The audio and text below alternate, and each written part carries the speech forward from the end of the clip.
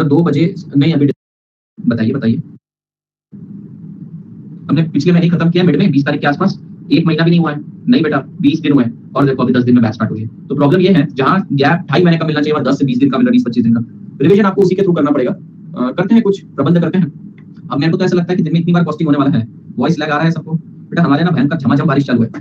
मैं तो मेरे घर की फोटो दिखाऊं, मैं मेरे घर की फोटो दिखाता हूँ, घर के बाहर की। मैंने ना अनअकैडमी के ग्रुप पे भेजा, रेंज नहीं आ रही थी तो मैंने ये फोटो उठा के भेजी। ये मेरे घर के बाहर का सीन है। वैसे तो अच्छा है, तुम्हें कैमरे में शायद इतनी ब्यूटीफुल चीज दिखेगी नहीं। रुक जा रे, किलर हो जा होने में। अब गजब बेइज्जती है। तो अभी तुमको नहीं दिखेगा। तो हम बात कर रहे थे एक मीटिंग की बैच लॉन्च करने की, पर 15 मिनट से मेरे घर की बात हुई कि आप यहाँ रहते हो। तो अभी तुमको नहीं दिखेगा होने में। अब गजब बेइज्जती है। रुक जा रे, किलर हो जा होने में। अब शायद ब्यूटीफुल चीज दिखेगी नहीं। रुक जा रे, किलर हो जा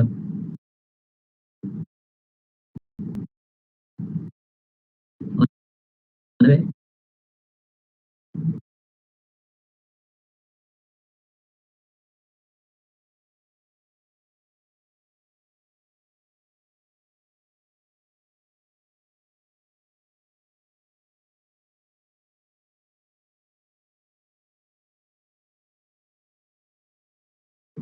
अब गजब बेइज्जती है। तो अभी तुमको नहीं दिखेगा।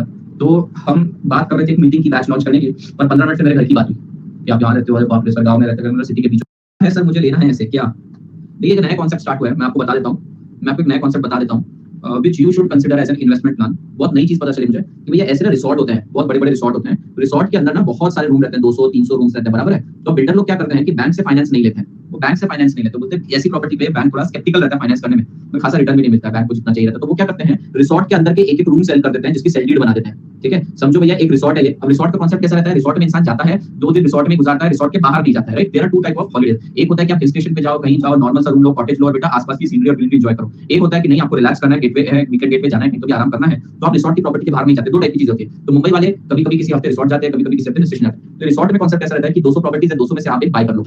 ठीक है, अब इससे फायदा क्या हुआ रिसॉर्ट ओनर को कि भैया रिसॉर्ट ओनर को जो प्रॉपर्टी बनाने का खर्चा ही नहीं लगा, एक तरह से किसी और ने बाय कर दिया। अब तुम बोलोगे सर बाय करके क्या करेंगे, फिर यही लोग इसको रेंट पे ले लेते हैं और हमको अश्योर्ड रेंट देते हैं। फिक्स्ड रेंट आपको साल का इतना आएगा, चाहे प्रॉपर्टी 0 टाइम ऑक्यूपाइड है, फुल है। प्लस ये प्रॉपर्टी अप्रिशिएट भी होती रहेगी, कोई ना कोई इसको खरीदता भी रहेगा। इसके अलावा आपको साल में 15 डेज फ्री रहेगा पूरा। आप आइए पूरी फैमिली के साथ रहिए, नथिंग विल बी चार्ज्ड।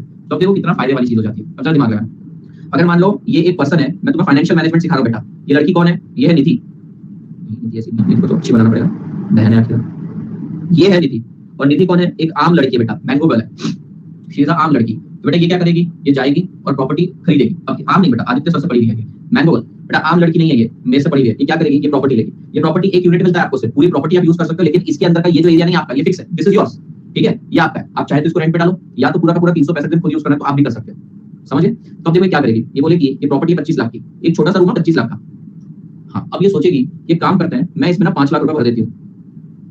ठीक है, इफेक्टिवली क्या हो जाएगा बेटा, इसको 20 लाख रुपए देने पड़ेंगे, 20 लाख का लोन लेना पड़ेगा। मतलब इसने प्रॉपर्टी अभी अपफ्रंट कितने रुपए देके एक्वायर करी, 5 लाख रुपए प्रॉपर्टी इसकी हो गई। अब बेटा इसके ऊपर कर देगी ईएमआई, राइट, ईएमआई कर देगी। और बेटा यहां से आ रहा होगा assured rent.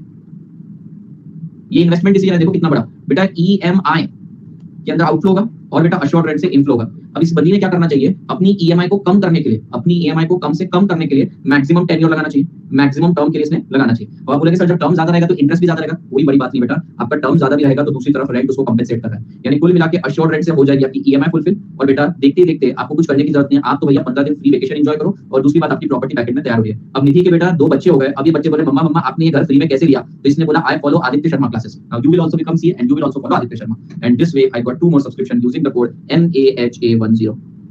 This way I got more subscription। आज मेरा थोड़ा रेंज का इशू है, समझ में आया बेटा। So this is the mechanism, ये मैकेनिज्म मेरे को समझ में आया है। तो I am thinking about this kind of investment, assured rent। अच्छा प्रमोशन है। अब आप सोचते जाओ कि मैंने इसकी ऐड करी या कॉन्सेप्ट समझाया या निधि बहुत अच्छी लड़की है बताया या फिर कोड प्रमोट किया, वो आप देखिए। This way show row house कितने का आता है, अरे वो तो महंगे 3 करोड़ के बेटा, ये तो महंगे।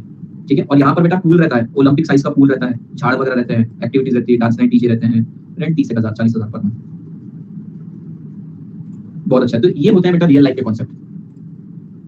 हाँ ROI सब फैसिलिटी फ्री बेटा, A to Z सब फ्री। अरे बेटा इसका एक हफ्ते का किराया 40-40 हजार है, हमको कम मिलता है। खैर वो चीज हमारे मैटर नहीं। तो भाई बहुत अच्छे कॉन्सेप्ट है, 15 डेज के लिए है। मैं इसका आरओआई कैलकुलेट कर चुका हूँ, इसका आरओआई सिर्फ और सिर्फ अप्रिसिएशन के थ्रू मिलेगा, ऐसे नहीं मिलेगा, ठीक है। आरओआई सिर्फ अप्रिसिएशन से मिलेगा, अदरवाइज कुछ खास अप्रिसिएशन नहीं। 4% इसका रिटर्न ऑन इन्वेस्टमेंट है प्रॉपर्टी अप्रिसिएशन को छोड़ के। चलिए भैया, मैं आपको एक टॉपिक स्टार्ट करवा चुका था, एफडी से कम, एफडी से कम है वो बात मैं मानता हूँ, पर बेटा यहाँ पर आपकी नेट जीरो कॉस्ट के अंदर प्रॉपर्टी तैयार होगी ना। आपको रेंट आ रहा है, आपको सीधा मैपिंग करने की वजह से मेरी ईएमआई चली जाए, फर्क ही क्या पड़ता है। और बीच में आपको प्रॉपर्टी बेच देनी उठा के, तो बेच दो ना, अप्रिशिएट हो गई तो, हाँ प्रॉपर्टी अप्रिशिएट हो गई। ये रिसॉर्ट है, अच्छा हाँ, ये ऐसे ढूंढने पड़ते हैं। आप एक बार सर्च कर लो बेटा, आपको ऑटोमेटिकली सारी ऐसी ऐड जाना चालू हो जाएगी, ऑटोमेटिकली होता है। तो मैंने तो एक डील कर रखी है भैया, मैं आऊंगा, इंटरेस्टेड पार्टी हूं, लगे तो बैंक स्टेटमेंट वगैरह देख लो, पसंद आया तो दूंगा, नहीं आया तो नहीं दूंगा, कंपल्शन नहीं डालना। लेकिन आऊंगा देखने तो मेरे को एक दिन का फ्री स्टे देना पड़ेगा। ये तो उन्होंने बोला ठीक है, एक साइड आपको ड्रॉप भी कर देंगे, फ्री स्टे भी रेगुलर आप चाहिए ना चाहे। तो अगले हफ्ते रिसॉर्ट सर मुंबई में ही होती है, सारे मेट्रो सिटीज में। देखो मेट्रो सिटीज में ना लोगों को स्ट्रेस बस्टर चाहिए रहती है, कुछ चीजें ऐसी, थकान बहुत होती है उन लोगों को, हेक्टिक लाइफ, चारों तरफ कंक्रीट कंक्रीट देख के ना बहुत तड़प होती है बेटा। और छोटे छोटे बच्चे रहते हैं, उन लोगों को बिल्कुल मजा नहीं आता पार्क वगैरह में खेल खेल के, तो उन लोगों को चाहिए रहता है। किसी गांव वाले को बोलेगा इससे अच्छा तो मेरे भैया के पास रहेगा, तुम ज्यादा हरियाली दिखेगी, तो गांव में नहीं होता ऐसा, जितनी बड़ी सिटी उसके पास है। चलिए मैं आपको कैपिटल बजटिंग सिखाया था। कैपिटल बजटिंग को बेटा और एक नाम से जाना जाता है, जिसका नाम है इन्वेस्टमेंट डिसीजन। साहब कैपिटल बजटिंग को किस नाम से जानते हैं? Investment decision. बेटा क्या होता है कैपिटल बजटिंग के अंदर? सर कैपिटल बजटिंग के अंदर प्रोजेक्ट का इनफ्लो, अच्छा वो वाला पार्ट भी तुम्हें सिखाना बाकी है बेटा। कैपिटल बजटिंग के अंदर बेसिकली हम कैश फ्लो इसके ऊपर वर्क करते हैं। We don't work on accrual system but we work more on cash basis, right. तो बेटा कैश फ्लो निकालने के लिए हम सीफैट निकालते हैं, cash flow after tax. Cash flow after tax निकालने के लिए एडजस्टमेंट क्या होती है? Revenue minus non cash expense minus cash expense. अगर आप ध्यान दोगे बेटा, अगर मैंने नॉन कैश एक्सपेंस लेस किया और कैश एक्सपेंस भी लेस किया तो बेटा कुल मिला के टोटल एक्सपेंस ही हो गया, cash and non cash both. अरे बात मानते हो या नहीं? ठीक है, तो मान लो कई बार आपको ऐसे भी बोला जाता है माइनस ऑल एक्सपेंस। तो बेटा अगर ऑल एक्सपेंस बोल दिया मतलब कैश और नॉन कैश दोनों चला गया, यस। ऐड करेंगे बैलेंस लेस कर, सॉरी बचेगा बैलेंस, लेस करेंगे टैक्स, बचेगा बैलेंस। बेटा इसमें क्या ऐड करेंगे? पूरा एक्सपेंस ऐड करेंगे? नहीं, only non cash expense add करेंगे, तो हमें इससे सी फैट मिल जाएगा। सी फैट मतलब कैश फ्लो आफ्टर टैक्स। बात समझ में आई क्या? ठीक है बेटा, ये ऑल एक्सपेंसेस के अंदर कैश नॉन कैश दोनों आ गए। और ऑल एक्सपेंसेस का मतलब क्या हो गया बेटा? फिक्स कॉस्ट भी हो गया, वेरिएबल कॉस्ट भी हो गया। और ये है बेटा सेल्स, तो ये sales less cash expense loss non cash expense करता हूं, तो ये क्या है? ये बैलेंस कुछ भी नहीं है बेटा, ये ईडीआईटी है। अब जरा ध्यान से सोचो, revenue sales less variable cost less fix cost EDIT मिलता है। अब ये ऑल कैश एक्सपेंसेस है ही क्या वैसे? फिक्स कॉस्ट और वेरिएबल कॉस्ट वो लेस कर दिया। तो अलग अलग तरीके से भी सोचा जा सकता है इसे, ठीक है ठीक बेटा। इसे कैलकुलेट करते टाइम हमें 6 एलिमेंट्स का ध्यान रखना है, जिसमें सबसे पहला आता है डेप्रिसिएशन। डेप्रिसिएशन बेसिकली एक नॉन कैश एक्सपेंडिचर है। नॉन कैश एक्सपेंडिचर मतलब जिस साल आप उसे चार्ज करते हो उस साल खर्चा नहीं किया, you have provided it in very earlier age. तो बेटा यहाँ पर we have got two method of depreciation, straight line method and WDV. Straight line method में क्या होता है? एसेट फुली डेप्रिशिएट होता है। All we have to do is जो एसेट आपने बाय किया है इनिशियल ईयर 0 में उसको आउटफ्लो की तरह कंसीडर करना है। ईयर 1 2 3 4 5 जितनी भी लाइफ रहेगी उसको सीफैट के स्टेटमेंट में लेना है और realisable value at the end लेना है। My dear lovely student, WDV में आपको डेप्रिसिएशन का शेड्यूल बनाना पड़ता है। डेप्रिसिएशन के शेड्यूल के हिसाब से जो ईयर 0 में आपने एसेट जितने भी परचेज किए ईयर 0 में आउटफ्लो जाएगा। बाकी डब्ल्यूडीवी मेथड के अंदर जो आपका डेप्रिसिएशन रहेगा रिस्पेक्टिव ईयर्स का आपको अलग-अलग सीफैट स्टेटमेंट में लेना है। और बेटा लास्ट में आपको देखना है आपको कैपिटल लॉस या कैपिटल गेन हो रहा है या नहीं। फॉर एग्जांपल आपका एसेट अगर 131 रुपीस का डब्ल्यूडीवी कैरी कर रहा है एट द एंड। अब बेटा यहाँ पे 3-4 केसेस इमर्ज करा सकते हैं। सबसे पहला केस एसेट 0 में बिका तो कैपिटल लॉस कितना हो गया? 131, ठीक है। तो इसके ऊपर आपको टैक्स बेनिफिट मिलेगा। लेट्स से टैक्स बेनिफिट है बेटा हमारा 50%, ठीक है, तो 65 का टैक्स बेनिफिट मिलेगा। ये इनफ्लो की तरह ऐड होगा और ये जीरो भी इनफ्लो की तरह ऐड होगा। मान लो बेटा 100 रुपीस में सेल हुआ तो लॉस कितना हुआ? 30, कैपिटल आपको टैक्स बेनिफिट कितना मिलेगा? 15। तो आप ये 100 भी ऐड करोगे इनफ्लो में, 15 भी ऐड करोगे। लेट्स से बेटा 130 में आपका एसेट सेल हो जाता है तो 130 आप ऐड करोगे लास्ट ईयर इनफ्लो के अंदर, कोई लॉस नहीं हुआ है तो कोई आप लोगों को टैक्स बेनिफिट टैक्स पे नहीं करना पड़ेगा। और लेट्स से अगर 150 में सेल होता है तो 150 इनफ्लो की तरह ट्रीट होगा, 20 का गेन हुआ, 20 के ऊपर 50% टैक्स 10 रुपए आपको पे करना पड़ेगा, ठीक है। ये मैंने आपको समझाया था रिलेटेड टू डेप्रिसिएशन, क्या याद है? अच्छा बेटा डेप्रिसिएशन के बाद हमने आपको पढ़ाया था संक कॉस्ट। संक कॉस्ट क्या होता है बेटा? संक कॉस्ट एक ऐसी कॉस्ट है जो पास में, सर ये सेलिंग वैल्यू क्वेश्चन सब कुछ दिया रहेगा, क्वेश्चन सब कुछ दिया रहेगा, आप अंतर्यामी नहीं हो। हम आपको सारा डेटा देंगे, आपको उससे एनालिसिस करके डिसीजन लेना है, ठीक है। यहाँ पहेली नहीं चल रही बेटा, यहाँ पर हम ज्योतिष शास्त्र लेंगे कि कंपनी के मालिक हाथ यहाँ इधर देखो, हाथ तेरी रेखा में मेरे को अमिताभ दिख रहा है, अरे रेखा में अमिताभ नहीं है, तेरी हाथों की रेखा के अंदर उसको 130 लाख का एसेट दिखेगा, ये दिख रहा है रेखा में अमिताभ। बदमाश बच्चों कैसी कैसी बातें करते हो यार तुम, शीशी मेरे को पसंद ही नहीं आई तुम्हारी बातें। रेखा और अमिताभ कौन है? ये दोनों कभी साथ में नहीं हो सकते बेटा, बिगड़ गए बच्चे। ज्योतिष कोर्स करना पड़ेगा बेटा तुमको, हाथ लाओ बेटा। रेखा और अमिताभ कौन है ये दोनों? जपनाम बिल्कुल। सो बेटा sunk cost is the cost which is incurred in the past and irrelevant for decision making. जैसे मैंने प्रोजेक्ट के लिए सर्वे करवाया और मुझे पता चला मैं जो पान मसाला गुटखा बेचना चाहता हूं वो बहुत खाएंगे लोग बेटा, सबको अपनी जुबान केसरिया करनी है, तो भैया ऐसी प्रोजेक्ट रिपोर्ट करवाई। या फिर हो सकता है कि मेरा प्रोजेक्ट रिजेक्ट हो जाए तो बेटा व्हाटएवर इट मे बी मुझे टेक्निकल फीस तो जो पे करनी पड़ेगी वो करनी पड़ेगी। सॉरी वो जो खर्चा है बेटा वो हो चुका है, अब उसका प्रोजेक्ट की एक्सेप्टेबिलिटी रिजेक्टेबिलिटी से कोई फर्क नहीं। नेक्स्ट हम बात करते हैं बेटा, नेक्स्ट हमने कौन सा कॉस्ट किया था? Allocated overheads. एलोकेटेड ओवरहेड्स, अभी एलोकेटेड ओवरहेड्स क्या होता है? मैंने आपको एग्जांपल दिया था कि हमारा एक स्टाफ है तो 3 क्लास हैंडल करता था, 12000 रुपए लेता था। 4 क्लास हैंडल करने के लिए 12000 लेता है, पर पहले एक क्लास का पोर्शन होता था 4000, अब एक क्लास का पोर्शन हो गया 3000। But all you have to see is कि क्या मेरे इस प्रोजेक्ट के आने से कुछ एडिशनल खर्चा है क्या? नहीं। तो भैया एलोकेटेड ओवरहेड्स को इग्नोर करना है, इंक्रीमेंटल ओवरहेड्स को कंसीडर करना है। यहां तक मैंने आपको पढ़ाया था कि नहीं? अब लास्ट हमने नेक्स्ट हम बात करते हैं बेटा वर्किंग कैपिटल। साहब ये वर्किंग कैपिटल आखिरकार होता क्या है? वर्किंग कैपिटल मतलब बेटा raw material, debtors, finish goods, WIP के अंदर जो आपको पैसा ब्लॉक करके रखना पड़ता है। नाउ ट्राई टू अंडरस्टैंड बेटा, ऐसा नहीं है कि आपने एक मशीनरी परचेज कर ली बस आपका प्रोडक्शन चालू हो जाएगा। ये मान लो बेटा नोबिता नोबिता मतलब हिना जैसी एक समझदार लड़की है ना, 5 करोड़ की मशीनरी खरीद कर बैठी है, देखी जा रही है मशीनरी को, देखी जा रही है। आप बोले क्या देख रही है? मुझे मशीन देखनी है। नहीं क्या दिख रहा है मशीन के अंदर? बोलता है मेरे को मैं अमीर होती हुई सपना नजर आ रहा है। कैसे? बोलते अभी प्रोडक्शन होगा, प्रोडक्शन होगा तो सेल होगा, सेल होगा तो प्रॉफिट होगा, प्रॉफिट होगा तो रीइन्वेस्ट करूंगी, रीइन्वेस्ट करके पैसा ही पैसा होगा। बोले मैंने अच्छा कब प्रोडक्शन स्टार्ट होगा? वो तो नहीं हो सकता, अभी मेरे को ख्याल होगी प्रोडक्शन स्टार्ट करना पड़ता है। क्यों? मैं सर रॉ मटेरियल पे पैसा ही नहीं लाया। क्या वर्किंग कैपिटल के नाम पे पैसे लाया? सर ये पॉइंट मिस कर दिया था। तो ये ऐसे नहीं कर सकते आप, इस पॉइंट को मिस नहीं कर सकते बेटा। वर्किंग कैपिटल में भी पैसा लगेगा। तो अगर आप एक प्रोजेक्ट में इन्वेस्ट कर रहे हो तो बेटा यू नीड टू कंसीडर कि वर्किंग कैपिटल में भी इन्वेस्ट करना पड़ेगा। इट इज नॉट जस्ट कि मैं फिक्स एसेट लेकर आया उसमें क्या दांत तोड़ के डालेगी अपने, दांत तोड़ के डालेगी कैसे बेटा? बेटा सोना निकालने के लिए आलू तो डालना पड़ेगा, वर्किंग कैपिटल में पैसा ब्लॉक होगा। मैंने 4 जुलाई की क्लास मिस कर दी थी। हाँ 4 जुलाई की क्लास मिस कर दी थी। वर्किंग कैपिटल नहीं डाला बेटा इसमें, project reject.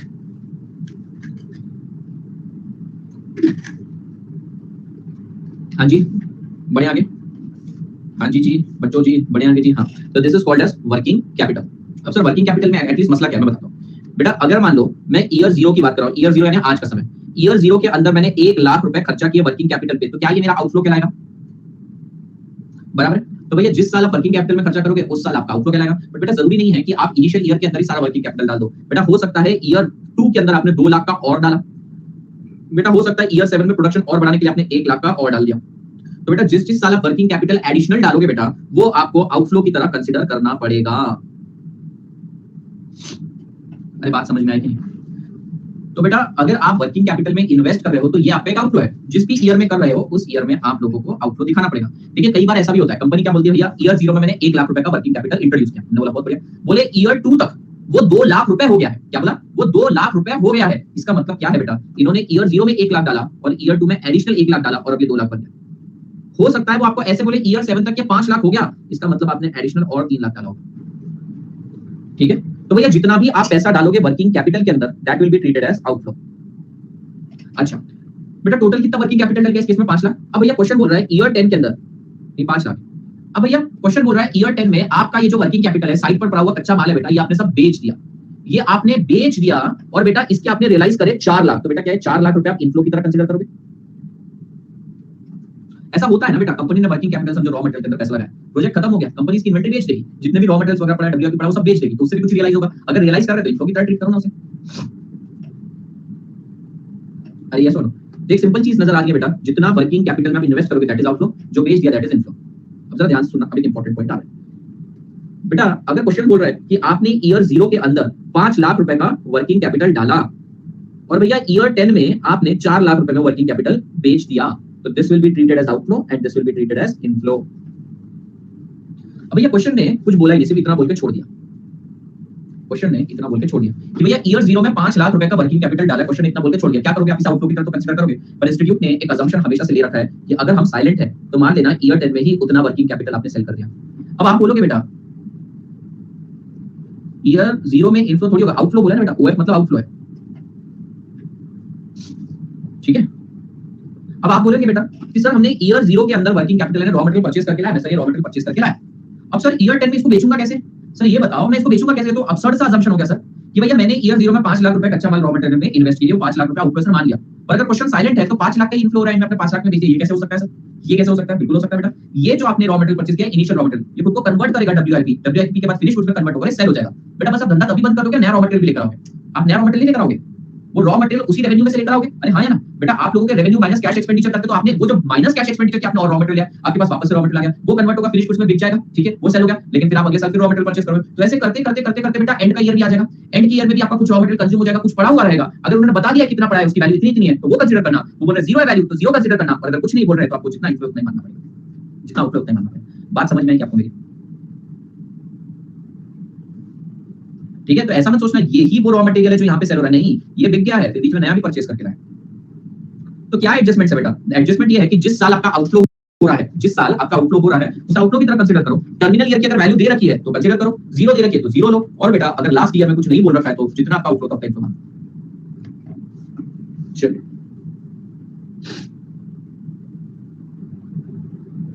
This includes raw material, cash, debtors, creditors etcetera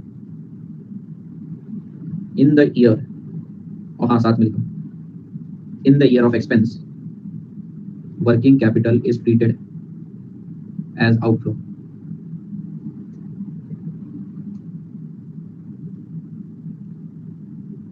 Expenditure on working capital can be in subsequent years. Debtors में भी तो पैसा अटक के रखता है बेटा. डेटर कैसे बनता है सर? डेटर वो होता है रॉ मटेरियल है, रॉ मटेरियल पे लेबर लगा, उसके ऊपर ओवरहेड्स लगा, यानी कि इसके ऊपर पैसे लगे. ये माल है बेटा, इस पर रॉ मटेरियल लगा, लेबर लगा, ओवरहेड्स लगे, फिनिश गुड्स में तैयार हो गया और ये माल जा चुका है किसके पास बेटा? ये एक डेटर मतलब एक ऐसा फिनिश गुड जो जाके पड़ा है थर्ड पार्टी के पास. तो बेटा क्या इसके अंदर मेरे को बनाने में इन्वेंटरी और पैसा नहीं अटका? बिल्कुल अटका है. क्या टीईबी लिखते हैं सर? ये अच्छा 2 लिखना था मेरे को, ईयर्स 2. मतलब जरूरी नहीं है कि सारा का सारा वर्किंग कैपिटल में अपने इन्वेस्टमेंट इनिशियल ईयर में कर दिया. इनफैक्ट रियलिटी में तो इनिशियल ईयर में कम तो सब्सिक्वेंट ईयर्स में ज्यादा करते हैं. बेटा ये क्लियर हुआ डेटर्स में भी कैसे पैसा अटका हुआ रहता है, क्यों हमें वर्किंग कैपिटल चाहिए रहता है. खैर इसके ऊपर तो एक पूरा का पूरा टॉपिक है working capital. Next, if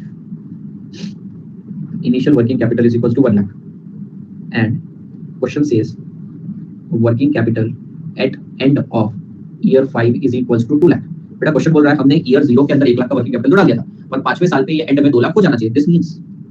this means additional working capital of 1 lakh brought what in year 5.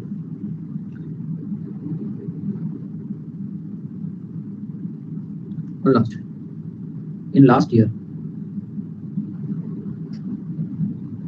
amount of working capital sold shall be treated as inflow. IF मतलब inflow. If question says working capital realizes in year 5, in year 5, Y-E-A-R 5, S नहीं, years नहीं, year 5. ठीक है. If question says working capital realizes 0 at last year, inflow is equals to 0. If question says working capital realizes X rupees at the end of last year, inflow is equals to X. If question is silent, always take amount of working capital inflow.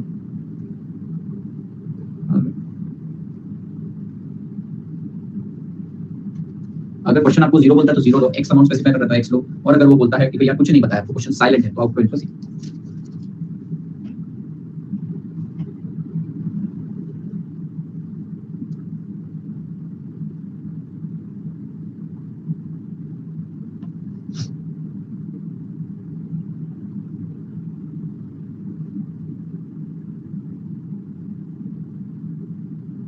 Done.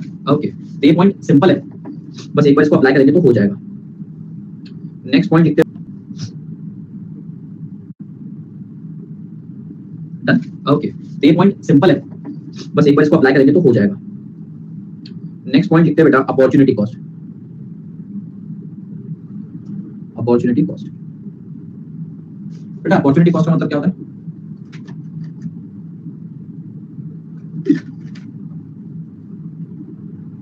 Last line क्या लिखा है WC के बाद बेटा? Of यानी outflow, if यानी inflow.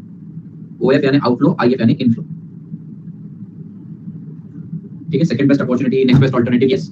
तो opportunity cost भैया, अपॉर्चुनिटी कॉस्ट का यहाँ पे 2 तरीके से इंटरप्रिटेशन आपको लेना पड़ेगा.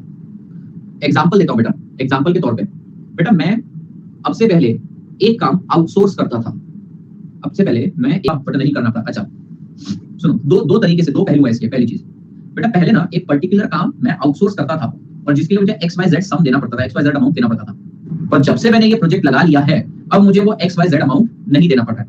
मतलब एक मेरा एक्सपेंस जो हो सकता था अब वो नहीं हो रहा है. So don't you think after installing this particular project, after taking this particular venture, I am able to save certain money. And बेटा money save is just like money earn. पैसा बचाना पैसा कमाने के ही बराबर होता है. तो भैया अगर आपका कोई प्रोजेक्ट से पहले एक्सपेंसेस हो रहे थे और इस प्रोजेक्ट के आने के कारण वो बंद हो गए हैं या कम हो गए हैं, सो भैया जितना अमाउंट कम हुआ या जितना पैसा आपका बचा, that will be treated as revenue. Certain काम भी तो कम होता होगा ना, तो बेटा वो काम मेरा प्रोजेक्ट कर रहा है. जैसे मैं आपको एक अच्छा एग्जांपल देता हूं. एग्जांपल है हमारी बुक का एक एग्जांपल लेता हूं. क्वेश्चन बोलता है कि भैया मेरा एक बहुत बड़ा मैन्युफैक्चरिंग प्लांट है. अब वो मैन्युफैक्चरिंग प्लांट से निकलता है वेस्ट, और वेस्ट को उठा के ले जाने के लिए मैं देता हूं 1 लाख रुपया साल का. मेरे यहाँ निकलता है वेस्ट और मैं उसको उठा के ले जाने के लिए देता हूं लाख रुपए. और अब मैंने क्या किया है, वेस्ट प्रोसेसिंग प्लांट लगा लिया. अब मैं वेस्ट भी प्रोसेस करता हूं और उसको कमर्शियल प्रोडक्ट में भी कन्वर्ट करता हूं। तो कुल मिला के अब मैं वेस्ट प्रोसेसिंग प्लांट लगा लूंगा तो क्या वेस्ट किसी को उठा के ले जाने के लिए दूंगा क्या? नहीं। सो बेटा मेरे को उसको पैसे देने की जरूरत है क्या? नहीं। So am I saving certain amount? Yes. So that amount which I am saving will be treated as revenue. So money saved is like money earn. अच्छा, कई बार ऐसा बोला जाता है कि भैया नई मशीन लाने से आपका स्क्रैप कम जनरेट होगा, आपकी कंपनी भंगार का पहले 1 लाख रुपए का कंपनी के अंदर 1 लाख रुपए का नुकसान हो जाता था भंगार निकलने के कारण, पर अब कंपनी का नुकसान नहीं हो रहा है। तो are you not saving money? And बेटा savings are also treated as income.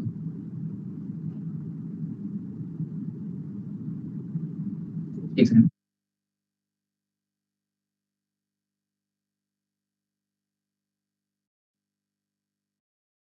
अब अगला एग्जांपल, मैं अदरवाइज रेंट कर सकता था, तो बताओ मैं अपना प्रोजेक्ट अपना वेंचर करने के चक्कर में क्या रेंट लूज कर रहा हूं? सो बेटा money which I lose will be considered as an expense. So बेटा money which is saved is treated as a revenue and money which is lost will be treated as expense. Very simple. नहीं अभी भी आप समझे नहीं है क्या sir? समझ तो गए पूरी तरीके से? नहीं आप समझे नहीं है? नहीं सर समझ गया एकदम। क्या क्लियर? एकदम क्लियर मतलब क्या क्लियर? एकदम क्लियर बोल रहे नहीं समझे आप लोग? नहीं समझे मैं बोल रहा हूं ना। अच्छा सुनो, अच्छा अकाउंट्स के विद्वानों, महाज्ञानियों, पराक्रमियों, मुझे बताइए अगर आप लोग मुझे समझ पाए हैं तो जवाब दीजिएगा। बेटा मैं पहले बेस को उठा के ले जाने के 1 लाख रुपए देता था, अब नहीं देता हूं। Have I saved the money? Have I saved the money? And this money saved will be treated as revenue and revenue is recorded on credit side. तो बेटा क्या मेरी इनकम बढ़ गई है? और मेरी इनकम बढ़ गई है तो मुझे टैक्स भी पे करना पड़ेगा। लेट्स से टैक्स है 30%, तो मेरे को 30 रुपए का टैक्स एक्स्ट्रा पे करना पड़ेगा। तो नेट गेन कितना हुआ? ओनली 17। तो बेटा opportunity cost net of tax लेके आप बोलेंगे सर ये जो आपने अर्न किया ही नहीं है आप उसे रेवेन्यू की तरह कैसे रिकॉर्ड कर रहे हो? ये तो आप अपने मन के मन में ही बोल रहे हो ना कि सर लाख रुपए है, लाख रुपए की मेरी बचत हुई, तो ऐसे तो मेरी भी दिन भर में बचत होती है, इस हिसाब से मैंने तो अंबानी को पीछे छोड़ दिया। समझ रहे हो आप? सर मैंने तो इतनी बचत कर लिया, वो हाथ में नहीं है पर मैंने इतनी बचत कर ली, इतनी बचत कर ली सर अंबानी पीछे हट गया। थर्ड नंबर पे आ गई दया अम्बानी मैम, दूसरे पे अंबानी, पहले पे तुम आ गए हो बेटा, और चौथे पे गया अदानी हमारा। ऐसा नहीं होता सर, आप जो पढ़ा रहे हो इसका वास्तविक जीवन से कोई संबंध नहीं है। इसका संबंध उतना ही है कॉन्सेप्ट से जितना रोहन का अपनी गर्लफ्रेंड के साथ। दोनों काल्पनिक बातें हैं। बेटा सुनो मेरी बात, सुनो। माना कि बेटा जो आपने मनी सेव किया वो आपका रेवेन्यू नहीं है, पर बेटा इसके चलते हुए आप पहले 1 लाख रुपए दे रहे थे। 1 लाख रुपए जब आप दे रहे थे आप उसे पीएनएल में रिकॉर्ड कर रहे थे, और तब आपका प्रॉफिट 1 लाख से कम हो रहा था और आपको 30,000 टैक्स की बचत हो रही थी। तो कुल मिला के पूरा कर्म करने के कारण लाख रुपए तो बचा रहे हो, पर 30,000 की टैक्स सेविंग यूज कर रहे हो, तो मोटा मोटी तौर पे आपको सिर्फ 70,000 ही बच रहे। ओह ऐसा, ठीक है, वेरी गुड। मैंने एग्जांपल समझाया बेटा, बाकी चोर की दाढ़ी में तिनका, जहां आग लगी वहीं धुआं उठेगा बेटा, समझे क्या? तो नेट ऑफ टैक्स लेते हैं। अच्छा सुनिए, मैंने बोला मेरी एक प्रीमाइस है जिसे मैं यूज कर रहा हूं, मैं अदरवाइज इसको रेंट कर लेता, और रेंट करता तो मुझे 50,000 रुपए आ जाते, टैक्स है 30%। तो बेटा आपका अपॉर्चुनिटी कॉस्ट कितना हुआ? मात्र 35,000 हुआ। कैसे बेटा? ये आप 50,000 रुपए कमा सकते थे, और अगर वो कमाते तो आपको 15,000 का टैक्स भी देना पड़ता, तो कुल मिला के आप नेट 35,000 ही कमाते। तो नेट ऑफ टैक्स आपका इतना ही कंसीडर करना चाहिए। तो बेटा opportunity cost always net of tax, always take net of taxes, always take net of taxes. लिखिए, money saved shall be treated as inflow of course net of taxes,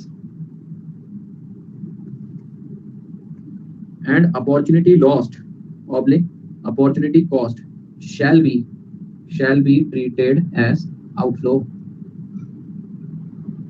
अब आप पूरा समझ गए बेटा?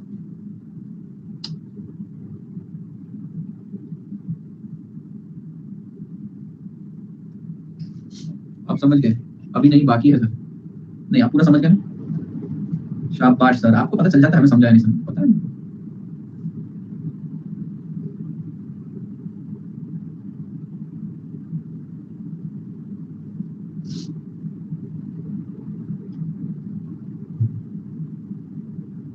लोग जूतों के भी इतने दीवाने होते हैं क्या? स्नीकर्स के क्या लगता है तुमको? सच्ची मेरे पास एक चप्पल है बेटा, वो चप्पल से मैं आपको बताता हूँ इतिहास उस चप्पल का बेटा। पार्टी तो करता नहीं, फिर भी जब भी नाइट क्लब वगैरह जाते हैं हम, चप्पल में जाता हूँ। चप्पल में मेरे को मालूम है जूते के बिना एंट्री नहीं देते, फिर भी मस्ती करता हूँ बेटा। पिछली बार की बात में गया था चप्पल पहन के, अब वो क्या बोलता कि भैया नहीं, फ्लोटर्स नॉट अलाउड, फ्लोटर्स बोलते हैं। Still, actually, if you would have here, मुझे 80 लाख की बात है, ठीक है? तो सुनना, चप्पल से वो वाला नो फ्लोटर्स नॉट अलाउड, मैं पता सीधा ऐसे पलटा, मेरा दोस्त था बैठो, लिटरली जोर से आई वाज वेरी लाउड, मैं पलटा, मतलब क्या फायदा इतना पैसा कमाने का, अपना इतना पैसा है अपने जेब में, इतना पैसा है फिर भी जाने नहीं दे रहा अंदर। उसने सुन लिया, बाउंसर से सुन लिया, मेरे को बुलाया, जाइए सर आप जाइए अंदर। मैंने बोला आप नहीं जाना, मतलब लिटरली मेरा ये शब्द, क्या फायदा इतने पैसे का, भाई चप्पल पे नहीं जा सकता इंसान, लड़कियां कुछ भी पहन के चली जाए, ये गलत बात है। कोई नहीं है ऐसी नाम लिखा था, और दूसरी बात ये है, मैं ट्रैकिंग में चप्पल पहन के जाता हूँ, जबकि वहां पहन के नहीं जाना चाहिए। मैं बस में चप्पल पहनता हूँ, मैं रिक्शा में चप्पल पहनता हूँ, मैं कार में चप्पल पहनता हूँ, मैं नकुल सर से, जतिन सर से भी मिलने गया था, मैं चप्पल पहन के गया था। मैं हर जगह चप्पल पहन के जाता हूँ। और ट्रैक पैंट भैया, मैं सिर्फ प्रेस्टीज पॉइंट की एक ऐसी जगह है जो अपना कर्म भूमि है, जहाँ से मैं कमाता हूँ, मैं वहां पे सिर्फ प्रॉपर फॉर्मल कपड़े पहन के जाता हूँ। सिर्फ मंडे टू फ्राइडे अगर जा रहा हूँ वहाँ पे, और वो भी ऑफिस टाइमिंग में 6-7 बजे तक, उसके बाद वहां भी चप्पल और ट्रैक पैंट चालू। चप्पल अच्छी लगती है, मतलब ऐसा है कि भैया है भैया जेब में पैसा, चप्पल पहने नंगे पाँव है, क्या ही फर्क पड़ता है। लड़कियां कुछ भी पहनती कहाँ है, कुछ भी पहन, अरे कितने टाइप के तो 20 प्रकार की तो चप्पलें होती हैं हम लोग, पर क्या लॉजिक रहता है चप्पल पहन के नहीं जा सकता? आ गया पैसा है जेब में भरा, कैश है, अपनी पूरी ऐश है, फर्क क्या पड़ता है? अच्छा, मैं जब इतना जोर से लाउड बोला मैं कि भैया क्या फायदा इतना, यही डायलॉग, क्या फायदा इतना पैसे का जब अपने को अंदर जाने नहीं देते? सुना नहीं था उनको, जब उन्होंने मेरे को जाने दिया अंदर, तो मैं पता क्यों नहीं गया, बताओ क्यों नहीं गया? क्योंकि वो बोल रहे थे स्टैग एंट्री लगी 5000 की। मैंने कहा पैसे तो है लेकिन खर्च थोड़ी करेंगे, नहीं गया मैं, बाद में तो नहीं देता ही है पैसे भाई। आपको फॉलो करता लगता है नहीं, पता नहीं कौन कौन से क्लब में मैं जाता ही भैया, अपना लॉजिक बहुत क्लियर है, सैटरडे 1000 रुपए के ऊपर खर्चा नहीं करता। चलिए अपॉर्चुनिटी कॉस्ट समझा बेटा, लास्ट कॉन्सेप्ट सीख लेते हैं, exclusion of financial cost principle. it means while calculating cash flow या फिर CFAT लिखते हैं, अच्छे समझेगा, cash flow after tax, do not deduct interest, PD, dividend। ठीक है,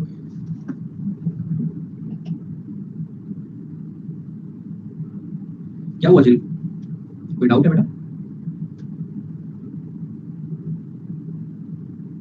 कोई डाउट है तो मुझसे पूछ लो, बता दूंगा। सर ये अपॉर्चुनिटी कॉस्ट जो आपने पढ़ा रखा है उसकी दूसरी साइड है ना, समझा नहीं मैं। अच्छा तुम बोल रहे हो कि मैंने बताया था cost of next best alternative. अच्छा, cost of next best alternative, ये उसका दूसरा पहलू, दूसरा बाजू कह सकते हो बेटा। यस, मतलब मेरा यहाँ पे कंसर्न एक ही था, यहाँ पे मनी का मूवमेंट नहीं हो रहा है। अरे मैंने 1 लाख रुपए पहले देता था, अब नहीं दे रहा हूँ। ये जो नहीं दे रहा हूँ यानी मनी नहीं है, फिर भी उसे मैंने एफएम में क्यों किया? दूसरा इसका एग्जांपल मैंने लिया कि भैया जो रेंट मुझे मिल सकता था एक्चुअली मनी है ही नहीं यहाँ पर बेटा, क्योंकि पैसे का एक्चुअली कैश मूवमेंट हो नहीं रहा है, फिर भी मैं उसे सीफैट में ले रहा हूँ, इसी अपॉर्चुनिटी कॉस्ट नाम दिया।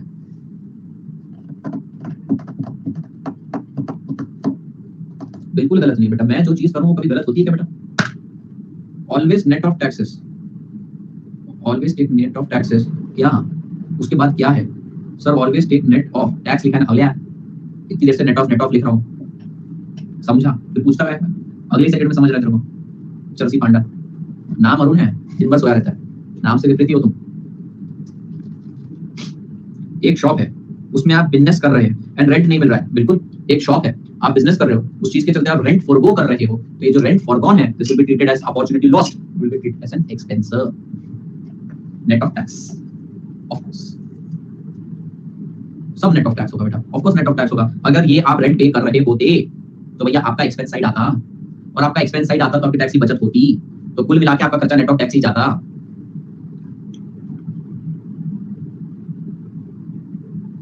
अच्छा, डेली बिल्ली मेरे से भाव तनिषा, पता नहीं चला आज तो बेटा बचपन में सीख लेना चाहिए था ना टाइम पढ़ना, टाइम पता ही नहीं चल रहा है इसको, देखो जर्सी पांडा ये भी। चलो बेटा, exclusion of financial cost principle, एक बार मुझे सीफैट बताना कैसे निकलता है? हाँ सर, सीफैट निकलता है सर, आपको सर रेवेन्यू लेना है माइनस ऑल कैश एक्सपेंस लेना है minus all non cash expenses लेने हैं, मतलब कुल मिला के सर आपको variable cost and fix cost दोनों लेस करने। क्या बचा बेटा? ईबीआईटी बचा। बेसिकली मैं ईबीआईटी नहीं बोलूंगा इसको, आज थोड़ी देर बाद बोलेंगे, पर अभी बैलेंस लिखते हैं सर। इसमें से लेस कर दो टैक्स और फिर बचेगा बैलेंस, और फिर आप ऐड कर दो सर इसके अंदर नॉन कैश एक्सपेंस, तो बच जाएगा आपका सीफेट, बराबर है? सीफेट बन गया। तो बेटा देखिए रेवेन्यू में से all cash and non cash expenditure, fix cost, variable cost less हो जाएगी, तो क्या बचा? ईबीआईटी। बेटा ईबीआईटी जब आपका बचा, आपने उसके बाद डायरेक्टली टैक्स लेस कर दिया, आपने कौन सा एलिमेंट छोड़ दिया? छठो जी बेटा, कौन सा एलिमेंट छोड़ दिया आपने? इंटरेस्ट। क्या इंटरेस्ट का पे करते सर? बिल्कुल पे करते हैं, बकायदा हमारी जेब से जाता है, फिर भी हमने उसको यहाँ पे नहीं लिया। उसके बाद चलिए टैक्स लेस कर लिया, मान लिया, लेकिन सर पीडी भी तो लेस करना चाहिए था, डिविडेंड भी तो लेस करना चाहिए था, या पे करते हो अमाउंट, और जो अमाउंट आप पे करते हो आपको लेस करके सीफैट निकालना चाहिए था। ये सर आपने बहुत खराब बात कही। इसी बात के ऊपर बेटा आज तनिषा छत से छलांग मारेगी बेटा, छत से छलांग मारेगी, करना तो पड़ेगा बेटा, दुख गम पीड़ा संकट। तो बेटा कुल मिला के अब आप लोगों को एक अब्सर्डिटी नजर आ गई। क्या अब्सर्डिटी नजर आ गई? उस दिन तो सब अच्छा लग रहा था, मजा आ गया सर मेरे को, या सीफैट समझ में आ गया, revenue, cash expenditure, non cash expenditure, tax add back कर दो सर, सब समझ में आ गया। उस दिन तो बहुत अच्छा लग रहे थे, अब किधर गया तुम्हारे कॉन्सेप्ट? किधर गया इंटरेस्ट, पीडी और बेटा डिविडेंड? हां बताओ, उस दिन तो बहुत मुझे बन रहे थे सर, सब समझ में आ गया, अब बताओ कहां गए सर? वो अजम्पशन नहीं है, वो पॉइंटर्स हैं, अजम्पशन थोड़ी है। कहां गया वो? ये गलत नहीं है क्या? क्या ये गलत नहीं है वाला किधर गया? हां क्या ये गलत नहीं है? अब तुम्हारा गलत नहीं है? कमाल करते हो यार, फिर इतना सा पढ़े उस पर नाच लेते हो बेटा, बिल्कुल नवजोत सिंह सिद्धू बन गए हो तुम लोग। ओ भाई वो कपिल शर्मा इतना बोलता था, सिद्धू पाजी आप बहुत बड़े, हंसना चालू उसका, बोलने तो दो भाई, ठीक है? चलिए इसको समझने के लिए आज मुझे पहले डिस्काउंटिंग कॉन्सेप्ट को समझना पड़ेगा। इनफैक्ट इस चैप्टर के सेकंड पार्ट को छूना पड़ेगा ये पॉइंट को समझने के लिए। डिस्काउंटिंग, चलिए डिस्काउंटिंग का मतलब क्या होता है लिखना नहीं है अभी आप लोगों को, हम पढ़ेंगे बेटा TVM। What do you mean by time value of money. चलिए अब सारी चीजें भूल जाइए, बहुत अच्छे से कॉन्सेप्ट आपको समझ में आएगा। TVM, time value of money क्या होता है बेटा। टाइम वैल्यू ऑफ मनी बोलता है भैया आज के 100 रुपए और कल के 100 रुपए, कल के मतलब अगले साल के 100 रुपए के अंदर डिफरेंस रहेगा। जैसे अगर आज आपके हाथ में मैं 100 रुपए देता हूं और यही 100 रुपए मैंने 20 साल पहले आपके हाथ में दिए रहते तो बहुत फर्क रहता। आई मीन टू से इस 100 रुपए में जितनी वस्तुएं आज खरीद सकता हूं 10 साल पहले बेटा ज्यादा वस्तुएं परचेस कर सकता था, 10 साल बाद कम परचेस कर पाऊंगा। तो बेसिकली मनी की परचेसिंग पावर गिरती है, मनी की रियल पावर गिरती है। सो बेटा टाइम टू टाइम मनी की वैल्यू डिफर करती है। This is because of many factors like inflation, opportunity cost, investment opportunities and many thing. चलिए सिंपल रखते हैं इसको। बेटा मान लेते हैं कि आज मेरे हाथ में है 100 रुपया। बेटा आज मेरे हाथ में है 100 रुपया और मैं इसको अगर इन्वेस्ट करूं, मार्केट में मुझे रेट ऑफ इंटरेस्ट मिल रहा है 10%, तो बताइए ये एक साल बाद कितने रुपए हो जाएंगे? 110 हो जाएंगे। तो क्या मैं ऐसे कह सकता हूं आज के 100 रुपए अगर प्रॉपर्ली इन्वेस्ट कर दिए जाए तो बेटा ये एक साल बाद 110 रुपए हो जाएंगे। बिल्कुल। तो आज के 100 रुपए अगर मैं फॉरगो कर दूं, सेक्रीफाइस कर दूं, छोड़ दूं, नहीं यूज करूं, मैंने आज के करंट कंजम्पशन का सेक्रीफाइस किया, नहीं खाना मुझे चॉकलेट, नहीं देना मुझे मेरी फटाकड़ी को सिल्क, नहीं देना बेटा मेरे को उसको रोजेस वगैरह नहीं देना है, नहीं देना बेटा, सेक्रीफाइस कर दिया। ये बिल्कुल नहीं बोलना चाहिए था ऋषभ। अब तू और तेरा भाई दोनों कवारे रह गए, तुम्हारे केस में खर्च कर देना चाहिए था। ये तो मेरे लिए कॉन्सेप्ट चल, तुम दोनों के केस में कर देना चाहिए था। अब बैठो अकेले। एक तो सबसे बड़ी समस्या ये जाने वाली है, लड़की को पसंद आ भी गया तो बोलेगी यार समझ में नहीं आएगा तू कौन है तू कौन है, ऐसे रैंडम सरप्राइज भी नहीं दे पाएंगे। लो में आ गई रोहन से मिल गया, क्या नाम है इसका, ऋषभ से मिलने आएगी, गले लग गई, प्रियम की तकलीफ हो जाएगी बेटा। एक तो उसकी परेशानी समझो, तुम करो जुड़वा लड़की से शादी, ठीक है, तो दुख पीड़ा संकट खत्म, वो पहचान जाएंगे बेटा। या तो ऐसा तिल बना लो बड़ा सा, परमानेंट सर्जरी भी करवा सकते हो, हाथ पे लिखवा सकते हो, देख लो। हाँ जी, तो तुम करो इन्वेस्ट बेटा, मैं बाकी लोगों की बात करो, तुम कुछ करो जीवन में। तो बेटा अगर मैं ये 100 रुपीज करंटली कंज्यूम नहीं करता हूं और मैं इसको सेक्रीफाइस कर देता हूं, सेक्रीफाइस कैसे करना, फाड़ मत देना, इसको इन्वेस्ट करता हूं, तो एक साल बाद 110 मिल जाएंगे। मतलब मेरे लिए आज 100 रुपए की कीमत कल के 110 के बराबर है बेटा, ये दोनों बराबर है। अब भैया 100 is equal to 110 after 1 year, this is equal if I get investment opportunity of 10%। ये समझ में? तो बेटा कैसे निकाला, बेसिकली इस 100 रुपीज को अगर कंपाउंड करूं, क्या करूं बेटा, कंपाउंड करो तो 110 आ जाएंगे बेटा। तो क्या मैं ऐसे कह सकता हूं ये 100 रुपीज की एक साल बाद की कंपाउंडेड वैल्यू 110 है? बोलो हाँ हाँ बेटा नीतीश, 100 रुपीज की कंपाउंडेड वैल्यू 110 है बेटा। मैं इसको अदर वे राउंड भी कह सकता हूं, अदर वे राउंड हमारे लिए ज्यादा इंपॉर्टेंट है। ये 110 रुपए की डिस्काउंटेड वैल्यू 100 है अगर इंटरेस्ट 10 कंसीडर किया जाए तो। अब आप बोलेंगे सर इसका मतलब आज के पैसे को एक सर्टेन रेट से कंपाउंड करो या कल के पैसे को सर्टेन रेट से डिस्काउंट करो, बात एक ही बात बिल्कुल एक है। मतलब मैं कंपाउंडिंग के कांसेप्ट भी फॉलो करूं, डिस्काउंटिंग के भी करूं, दोनों चलेगा? चलेगा बेटा, रादर डिस्काउंटिंग फॉलो करते हैं। सर डिस्काउंटिंग क्यों करते फॉलो? क्योंकि बेटा मैं आज यहां बैठा हूं, मैं डिसीजन ले रहा हूं आज, फ्यूचर से रिलेटेड डिसीजन मैं आज ले रहा हूं, तो मैं चाहूंगा आगे की सारी कैलकुलेशन आज ही करके बैठ जाऊं। Rather I use discounting concept. सिखाऊंगा पूरा डिस्काउंटिंग कांसेप्ट आपको। तो पहले इतनी बात तो क्लियर हुई बेटा, टाइम वैल्यू लगता है, कैपबज के अंदर टाइम वैल्यू लगेगा। टाइम वैल्यू के हिसाब से बेटा मनी की वैल्यू टुडे एंड मनी की value year after, 2 after, 10 year after, it is very much different. Let's say 10% is the rate. अभी रेट कैसे आया इसके ऊपर भी बहुत बड़ी चर्चा है, वो भी मैं आपको सिखाऊंगा रेट कहां से निकालते हैं। बट बेटा ये जो रेट आया है this is basically discounting rate और compounding rate. Let's say the rate offered by the bank और एनी अदर फाइनेंशियल इंस्टीट्यूशन और व्हाटएवर इट इज 10%। सो भैया 100 rupees today if compounded at the rate 10% will become 110 after 1 year. So I can say 100 rupees which is present money is equal to 110 rupees a year after compounded at 10%. Other way around I can say 110 discounted at 10% is going to make 100. वही है बेटा।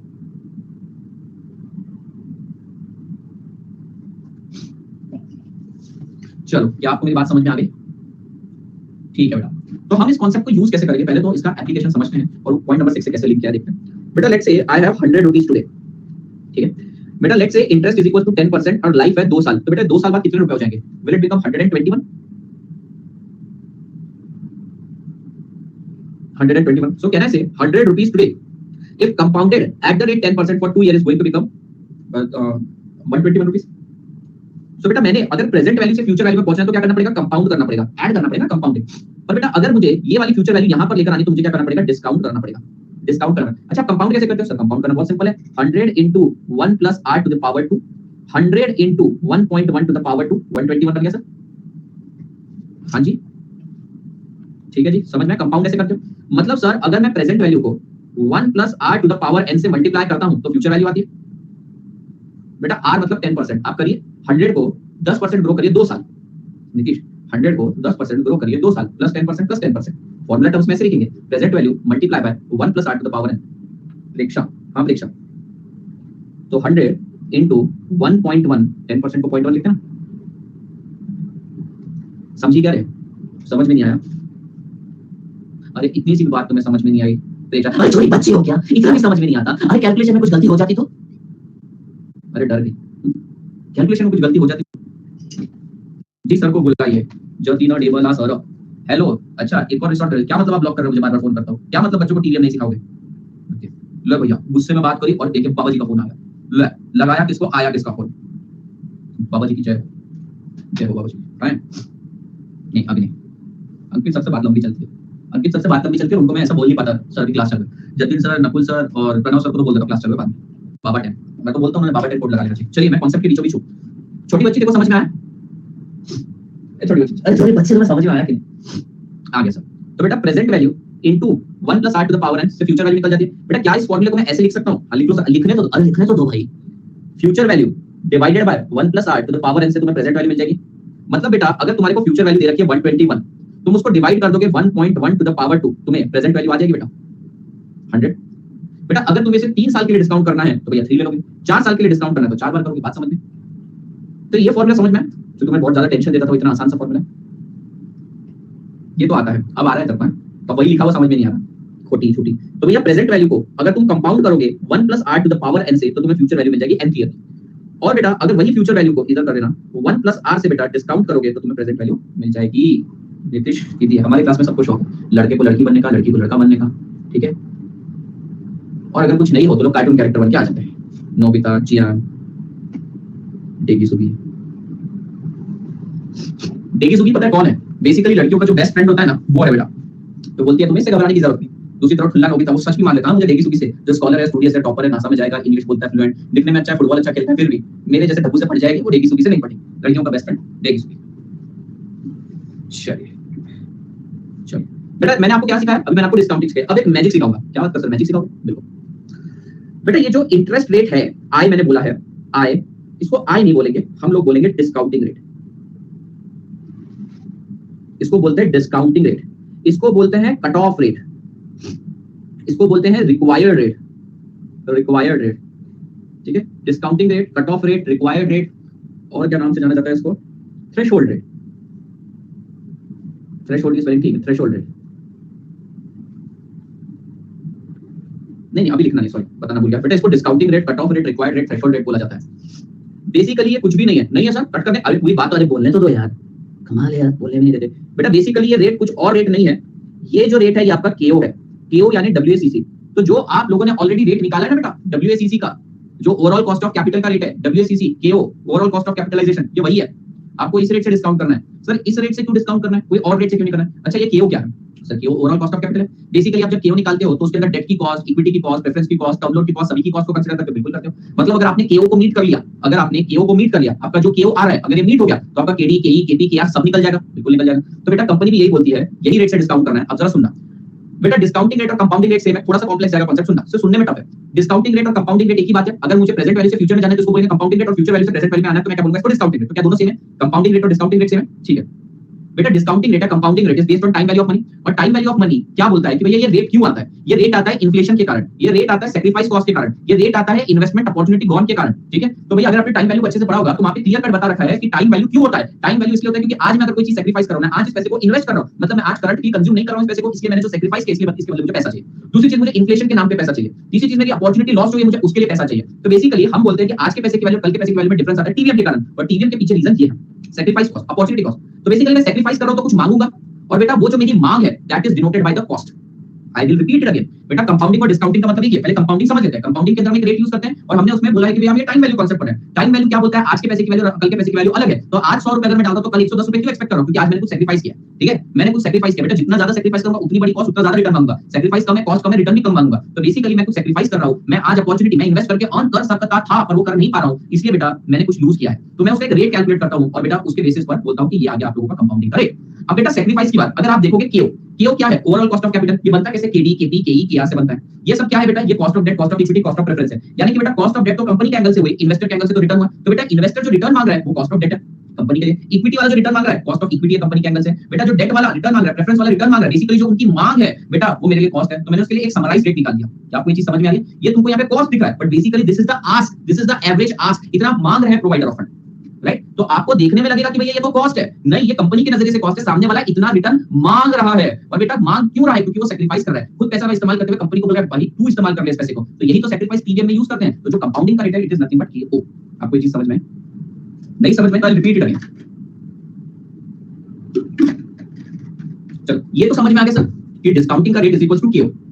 एक बार short में बेटा इसका short नहीं हो सकता, मैं बताऊंगा तो फिर से इतना ही बताऊंगा, मैं बताऊंगा तो वापस इतना ही बताऊंगा, शॉर्ट है ही नहीं इसके अंदर, लैग हो गया था इसलिए नहीं। चलो मैं वापस एक बार सब बच्चों के लिए बता देता हूँ, सुनिए बेटा। आप लोगों ने डिस्काउंटिंग कंपाउंडिंग के टीडीएम के अंदर कॉन्सेप्ट पढ़े हैं। अच्छा हम कंपाउंड करते हैं, मतलब भैया आज के 100 रुपए को अगर 10% से ग्रो करता तो एक साल बाद 110 हो जाते हैं। तो ये चमत्कार आखिरकार क्यों हो रहा है, ये 100 के 110 क्यों हो रहा है? क्योंकि सर 10% रिटर्न की मांग करी जा रही है। अरे भैया जादू थोड़ी होता है कि भैया तुमने रात को 100 रुपए का नोट रखा, उसके पास एक और 100 का नोट रखा और अगले दिन बेटा 220 रुपए हो गया, तुम दोनों ने बच्चा ऐसा कभी हुआ क्या? ऐसा कभी हुआ क्या? नहीं। तो ये चमत्कार आखिरकार हो कैसा है? कभी देखा तुमने 500 के नोट के साथ बेटा 200 का डाल दिया, अगले दिन 50 रुपए का निकल गया? ऐसा नहीं होता। ये सिर्फ कार्टूनों में होता है, या मैंने तो वहां भी नहीं देखा, कार्टून में भी नहीं होता है। और ये ऐसी ऐसी अजीब चीजें नहीं होती हमारे देश दुनिया में। ओके, तो सर ये 100 रुपए बैंक में डाल तो 110 रुपए क्या करता है? क्या वो जादू ऐसे करता है, फूकता है? क्या नहीं, वो मुझे एक रिटर्न देता है। अरे तुमने बैंक में 100 रुपए डाले 110 कैसे हो जाते हैं बेटा? 110 क्यों हो रहे हैं? हाँ निर्जीव मैम, थैंक यू इतनी अच्छी चीज बताने के लिए बेटा। ये इस बार जेडब्ल्यू मेंस के क्वेश्चन में आएगा।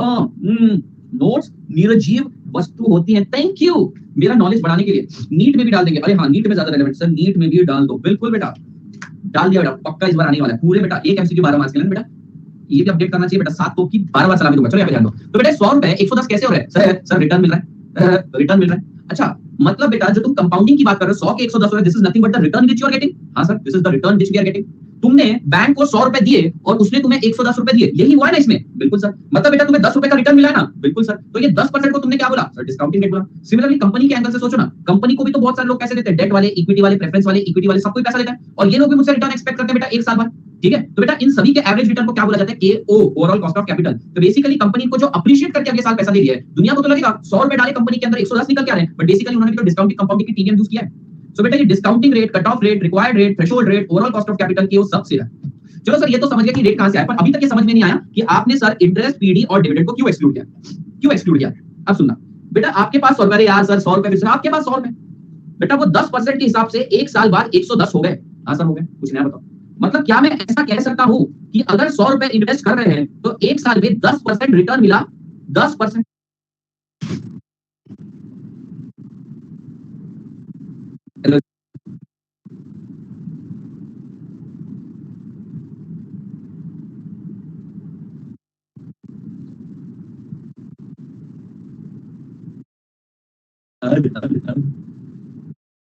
रुक जाओ, अपने ठीक हो जाएगा।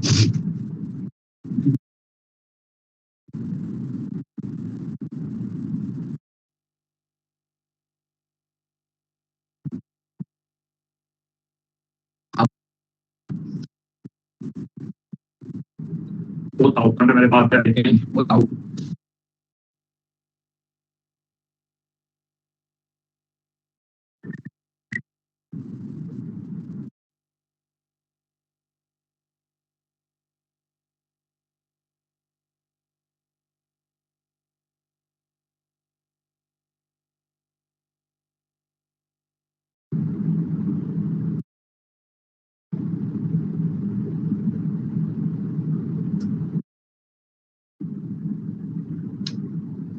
What would be?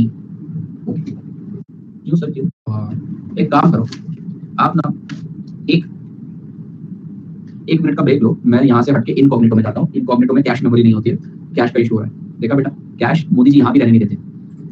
कैश अब कहीं चल रहा है बेटा, देख लो। हाँ सी कैश में कुछ लोग कुछ खाचे बोलते हैं लेकिन that is cash. Clear cash इससे चाहिए इनकॉग्निटो में जाना।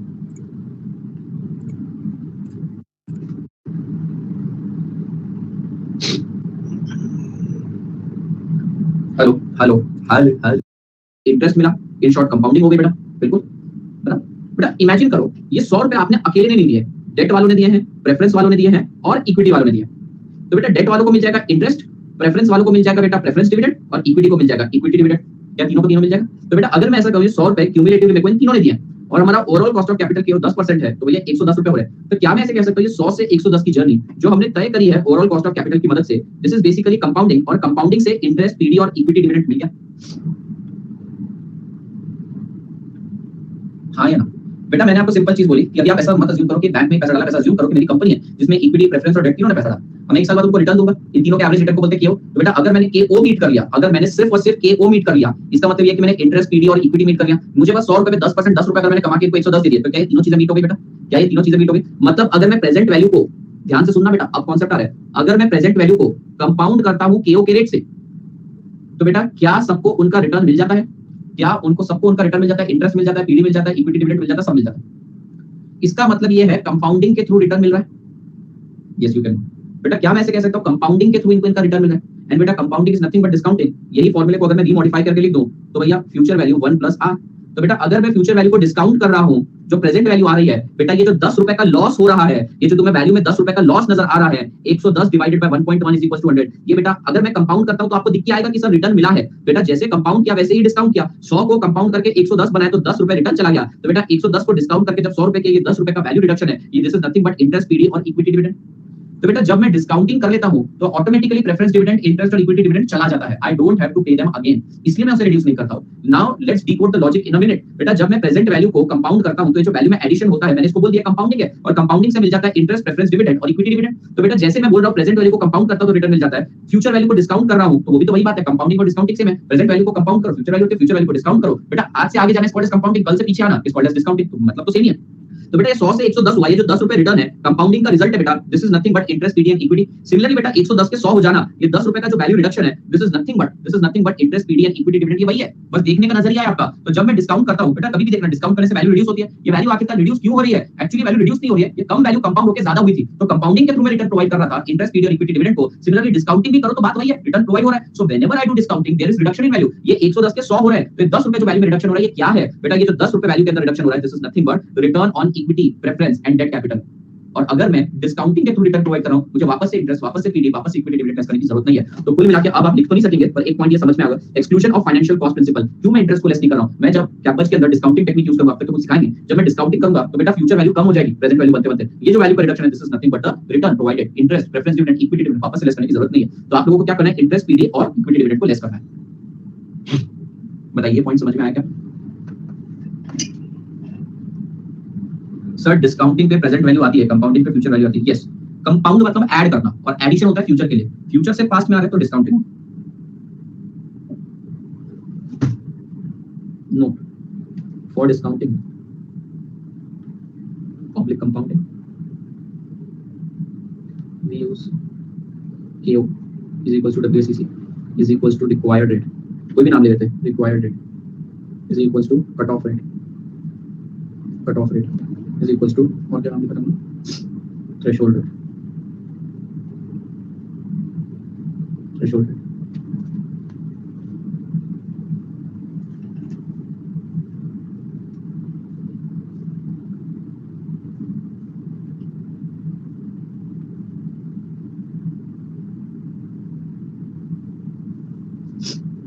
ओके। चलिए, तो मैंने अब तक आपको जितनी चीजें सिखाई है that was pertaining to only and only cash flow. Depreciation सिखा चुका हूं, सम कॉस्ट को इग्नोर करना, एलोकेटेड ओवरहेड्स को इग्नोर करना। वर्किंग कैपिटल के केस में ईयर ऑफ एक्सपेंस में आप आउटफ्लो की तरह कंसीडर करेंगे और लास्ट ईयर टर्मिनल ईयर में इनफ्लो की तरह कंसीडर करेंगे। क्वेश्चन बोलता है वर्किंग कैपिटल की टर्मिनल ईयर में वैल्यू 0 है तो आप 0 लेंगे, अगर XYZ कुछ वैल्यू बोल रहा है तो वो लेंगे, अगर कुछ नहीं बोल रहा है तो जितना आउटफ्लो है उतना इनफ्लो लेंगे। क्वेश्चन बोल रहा है कि भैया ईयर 0 में 1 लाख का वर्किंग कैपिटल लगाया, ईयर 3 में वो 3 लाख का हो गया, इसका मतलब आपने थर्ड ईयर के अंदर एडिशनली 2 लाख बढ़ाया है, 2 लाख का एडिशनली खर्चा किया है।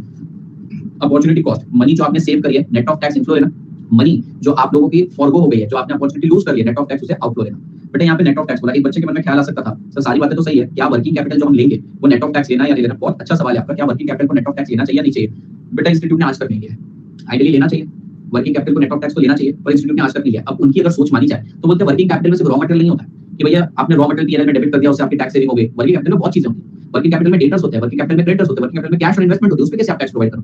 तो मान लेते हैं कि जो दिया है वो नेट ऑफ टैक्स ही है, मतलब जैसा का तैसा उठाना है, टैक्स रिड्यूस नहीं करना है आप लोगों को। समझ में आएगी बात? समझ गए? इसलिए वो नहीं करते हैं, समझ आ रही है स्टूडियो में।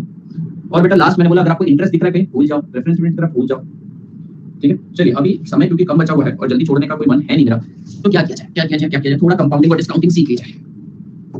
कंपाउंडिंग डिस्काउंटिंग नहीं, क्वेश्चन आंसर कर।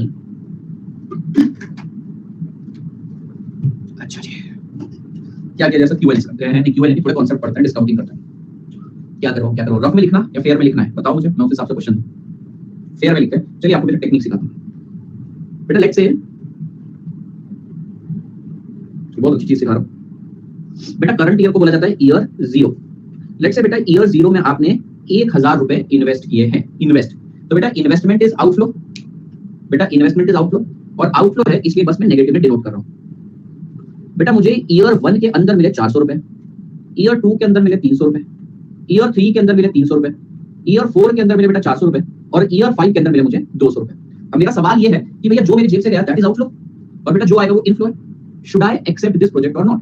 1000 गए हैं और ये सारी चीजें आ रही है। तो भैया देखिए कैसा होता है ना बेटा, देखिए कैसा होता है, बच्चा कैसे आंसर दे देता है। बेटा आपको बोलना चाहिए सर कंपेरेबल सिचुएशन नहीं है, 1000 रुपए आज जा रहे हैं और पैसे year 1 year 2 year 3 year 4 year 5 में आ रहे हैं। सर कंपेरेबल है ही नहीं, सबको किसी एक साल में लेकर आओ और कंपेयर करो।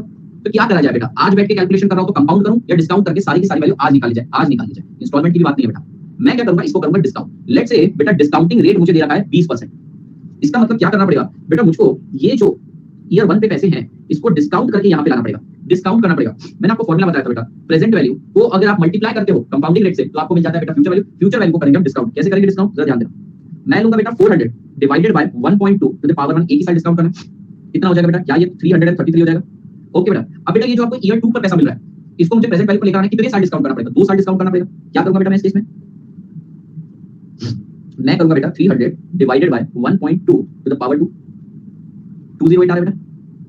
अच्छा इसका क्या करा जाए सर, इसको 3 बार डिस्काउंट किया जाएगा। 300 divided by 1.2 to the power 3, 173.61। Sir इसको 4 बार डिस्काउंट किया जाएगा तो ये हो जाएगा 400 divided by 1.2 to the power 4, यानी divided by 1.2 divided by 1.2 divided by 1.2 divided by 1.2। और बेटा इसको 5 बार डिस्काउंट किया जाएगा, 200 divided by 1.2 to the power 5, 80 point something. बेटा टोटल बताओ मुझे सर, टोटल आउटफ्लो का जो हो रहा है, टोटल आउटफ्लो का जो हो रहा है वो 1000 है और जो इनफ्लो का टोटल है दैट इज 987, 988। हम इसको 988 पकड़ लेते हैं, 988 रुपीज। तो अब बताओ क्या इस प्रोजेक्ट को एक्सेप्ट करना चाहिए? नहीं, ये प्रोजेक्ट को एक्सेप्ट नहीं करना चाहिए क्योंकि सर डिस्काउंटिंग करने के बाद 988 बच रहे हैं जबकि लगाए हैं 1000।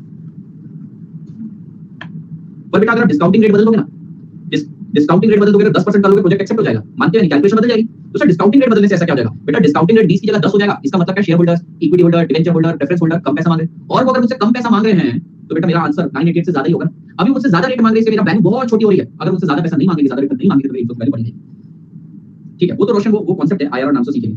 बेटा ये ऑपरेशन समझ में आया आपको? Are you understanding this operation? लेकिन हम एग्जाम में ऐसा नहीं लिख सकते, हम एग्जाम में ऐसा नहीं लिख सकते, हम इसको एग्जाम में ऐसे लिखेंगे। बेटा क्या इस एक्सप्रेशन को मैं ऐसे लिख सकता हूं, 400 into 1 divided by 1.2 to the power 1? करो बेटा ये कितना होगा, कितना होगा बेटा ये 1 डिवाइडेड बाय 1.2, सिर्फ इतना बताओ मेरे को, सिर्फ इसकी एक्सप्रेशन की वैल्यू बताओ। 1 डिवाइडेड बाय 1.2 0.833। क्या मैं इसको लिख सकता हूं 400 into 0.833? बोलो सब बच्चों को पहले समझ में आया क्या? क्या सब बच्चों को समझ में आया? अच्छा मैं इसको कैसे लिख सकता हूं, क्या मैं इसको ऐसे लिख सकता हूं 300 into 1 divided by 1.2 to the power 2? कितना होता है बेटा 1 डिवाइड 1.2 डिवाइड 1.2? क्या बेटा वो 0.694 है। अब इसको एग्जाम में कैसे लिखते हैं, हम लोग लिखेंगे बेटा 400 300 300 400 200, year 1 year 2 year 3 year 4 year 5। बेटा क्या ये आपके रिस्पेक्टिव कैश फ्लोज हैं? क्या ये आपके रिस्पेक्टिव कैश फ्लोज हैं? यस। बेटा पहले साल क्या लिया मैंने 1 डिवाइडेड बाय 1.2, दूसरे साल क्या लिया 1 divided by 1.2 to the power 2 से मल्टीप्लाई करना है। मतलब सुनना बेटा, क्या मुझे इसको 1 डिवाइडेड बाय 1.2 से मल्टीप्लाई करना है, क्या मुझे इसे 1 divided by 1.2 to the power 2 से मल्टीप्लाई करना है? इसको कैसे लिख सकता हूं बेटा 300 into 1 divided by 1.2 to the power 3? क्या मैं ऐसे लिख सकता हूं? ठीक है, इसको कैसे लिख सकता हूं, divided by 1.2 to the power 4 into 1 divided by 1.2 to the power 5? क्या मैं ऐसे लिख सकता हूं? अभी लिखना मत, क्या मैं ऐसे लिख सकता हूं बेटा 1 डिवाइडेड बाय 1.2 की वैल्यू कितनी आती है, 1 डिवाइडेड बाय 1.2 की वैल्यू कितनी आती है 0.833। तो क्या मैं इसकी जगह 0.833 लिख सकता हूं? एक और बार इक्वल टू दबाओगे ना तो इसकी वैल्यू आ जाएगी, इसकी वैल्यू आ जाएगी 0.694। एक और बार अगर प्रेस करोगे तो वैल्यू आ जाएगी बेटा 0.578। एक और बार दबाओगे तो 482, एक और बार प्रेस करोगे तो 401। बेटा मल्टीप्लाई करो और आपका आंसर वही आ जाएगा 988 के आसपास, आपका आंसर वही आ जाएगा। तो मैंने डिस्काउंटिंग करी बेटा, पहले तो एक एक करके समझ लेते हैं। सेम ही बात है, प्रेजेंटेशन ऐसे करेंगे। तो मुझे क्या करना है, प्रोजेक्ट को मैंने अभी तुम्हारे सामने बेटा प्रोजेक्ट को रिजेक्ट किया, ऐसे बहुत सारे प्रोजेक्ट एक्सेप्ट रिजेक्ट करने पड़ेंगे। मुझे क्या करना है, मुझे देखना है ईयर 0 पे बेटा, ईयर 0 पे मेरा कितना आउटफ्लो है और मुझे उसे इनफ्लो से कंपेयर करना है। अब क्योंकि इनफ्लो रिस्पेक्टिव फ्यूचर ईयर्स में हो रहे हैं तो मैं क्या करूंगा बेटा, डिस्काउंट करूंगा। इसको एक बार डिस्काउंट करना है तो 400 को एक बार डिस्काउंट करना है तो भैया मैं इसको डिस्काउंट करना ही है, लेकिन लिखने का तरीका बदल जाएगा। लिखते कैसे हैं बेटा, देखो ऐसे लिखते हैं। मैंने इसको ऐसे लिखा 400 into 1 डिवाइडेड बाय 1.2। मैंने 400 को ऐसे लिखा, इसकी वैल्यू अलग निकाली व्हिच इज 0.833। तो बेटा वही चीज मैंने करी है लेकिन प्रेजेंटेबल फॉर्म में। अरे यस और नो। तो बेटा इसको बोला जाता है, प्रैक्टिस तो बहुत करवाऊंगा, इसको बोलते हैं कैश फ्लो और इसको बोलते हैं पीवीएफ। पीवीएफ मतलब प्रेजेंट वैल्यू फैक्टर। सर इसको प्रेजेंट वैल्यू फैक्टर क्यों बोलते हैं, क्योंकि इस अद्भुत नंबर ने फ्यूचर वैल्यू को प्रेजेंट वैल्यू में कन्वर्ट कर दिया। इस अद्भुत नंबर ने फ्यूचर वैल्यू को प्रेजेंट वैल्यू में कन्वर्ट कर दिया। इस अद्भुत नंबर ने फ्यूचर वैल्यू को प्रेजेंट वैल्यू में कन्वर्ट कर दिया, इसलिए इसको प्रेजेंट वैल्यू फैक्टर बोला जाता है। सर ईयर 0 की प्रेजेंट वैल्यू फैक्टर कितना रहेगा? अच्छा बेटा ईयर 0 ऑलरेडी प्रेजेंट है तो क्या मुझे उसे और प्रेजेंट बनाने की जरूरत है? कोई जरूरत नहीं सर। कोई डिस्काउंटिंग होगी क्या? नहीं होगी। नहीं होगी तो ऐसा भी बोला जा सकता है सर होगी 0 ईयर के लिए, anything to the power 0 becomes 1। तो आंसर है 1। तो भैया ईयर 0 का प्रेजेंट वैल्यू फैक्टर होता है 1। ठीक है, तो बेटा देखो 1000 जाएंगे, 333 आएंगे, 208 आएंगे, 173 आएंगे, 192 आएंगे, 80 आएंगे, कुल मिलाकर 12 रुपए का नेट लॉस। इसी प्रकार से सबसे ज्यादा पूछे जाने वाली एग्जाम में एक टेक्निक होती है एनपीवी मेथड, वो तुमने क्लियर कर लिया। खैर मैंने अभी तक उसके बारे में कुछ पढ़ाया नहीं है, तो मैं तुम्हें सिंपल प्रैक्टिस करवा रहा हूं। बेटा ये चीज समझ में आई क्या तुमको? अच्छा ये कैसे निकालते हैं सर शॉर्ट में? ये कैसे निकालते हैं, कुछ नहीं लेना सर। पीवी फैक्टर कितना 20% है हमारा। पीवी फैक्टर मतलब प्रेजेंट वैल्यू फैक्टर, तो हम क्या करें 1 डिवाइड 1.2।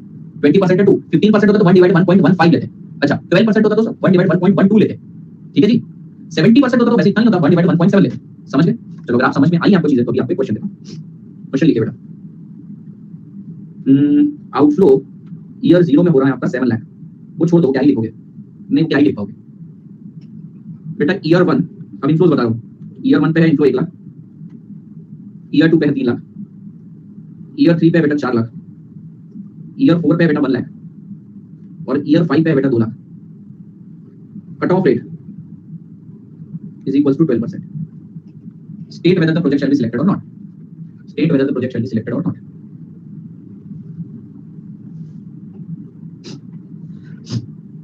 तो कैसे करेंगे बेटा? लिखने का तरीका बहुत सिंपल, हम लिखेंगे ईयर 0 1 2 3 4 5, फिर लिखेंगे कैश फ्लो 7 लाख गया हमारी जेब से, इसलिए नेगेटिव में लिख देंगे, फिर सर 1 3 4 1 2,